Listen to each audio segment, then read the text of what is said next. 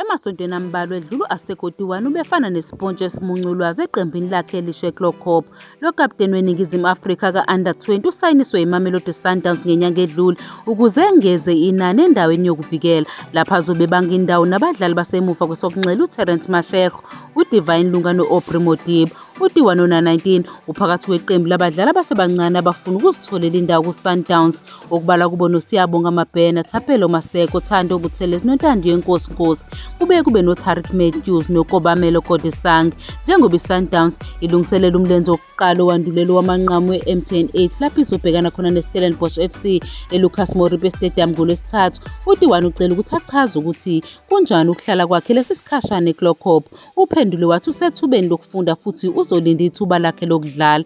Engikutshelwe ngabaqeqeshi ukuthi indlela engidlala ngayo ngeke ishintshe kakhulu, kodwa bazokwengeza izinto ezimbalwa ezishodayo. Akekho umuntu ongenasici futhi ithuba elihle leli lokuthi ngifunde. U-D1 ojoyine esuka kuSekhukhune United uthe impilo yakhe isishintshile yabangcono ngenxa yokuthuthela kwiMamelodi Sundowns. Ngathola ngemuva kwekhempu ka-Under-20 ukuthi iSundowns yangifuna, kodwa angigxilanga kakhulu kulokho ngoba bekungakaqinisekiswa. Selokhu ngifikile, impilo yami isishintshile yabangcono futhi nginethemba lokuthi njengoba isikhathi sihamba izinto zizoqhubeka ziba ngcono kakhulu kumina nomndeni wami. Lo mdlali wasemuva ungomunye wabadlali abaningi be-PSL abasuka ku-DStv District Challenge, kanti uncome iqembu le-reserve kanye neligi ka-Under-23 ngokumlungiselela ukunyukela esigabeni esiphezulu. I-DCC isisizile kakhulu, ilungiselela abadlali ukuthi uma sifika ku-PSL sibe sesikulungele futhi sikwazi ukujwayela. Emaqenjini amaningi indlela yokudlala yeqembu le-DCC iyafana nendlela izinto ezenziwa ngayo eqenjini labo elikhulu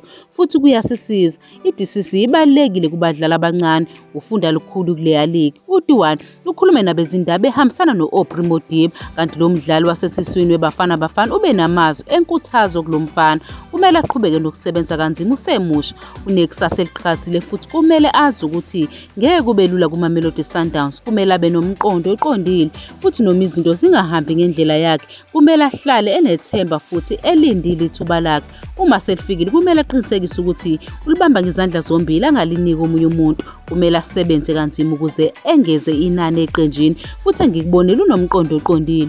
Ngimbona zonke izinsuku eziqeqesha futhi uphila impilo emnandi. Akayena ukapteni ngephutha ku-Under-20.